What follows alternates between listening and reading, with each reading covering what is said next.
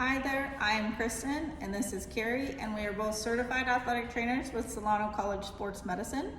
So today we're going to be covering the hip flexor wrap.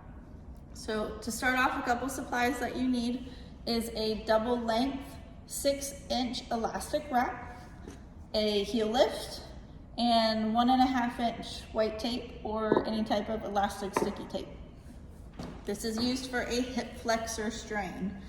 So for patient positioning, I have her standing on a half table today. You can do this with the patient on the ground and the athletic trainer kneeling in front of them.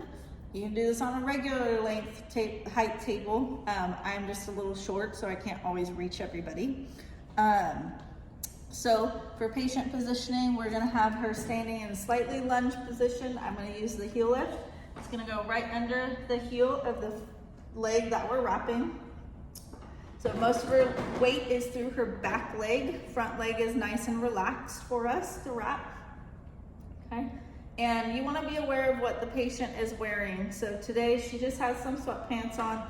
Normally I would want it as close to the skin as possible. So if they have spandex, you wanna go under their shorts over spandex for the athletes. Any type of the polyester material, the wrap is gonna slide down really easily. So you wanna make sure it's just as close to the skin as possible. So to start this, we're gonna start in the middle of the upper thigh in the front, kind of right under her hip, where that ASIS or that bony part of our hip is. And for this, I have the wrap, double length wrap in my left hand and the starting point in my right hand, because it's gonna be pointing downwards. And Carrie's gonna help us secure just for video purposes.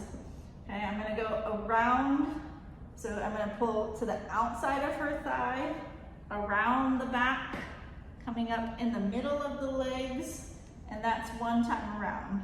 I'm gonna do a little dog ear fold on that wrap because it helps kind of secure that first wrap in place.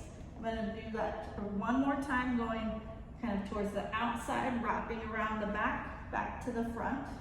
And then this is where I'm gonna get that pull. We wanna really make sure we assist that hip flexor. So I'm gonna give a good pull here. So that way I can come up to that outer hip.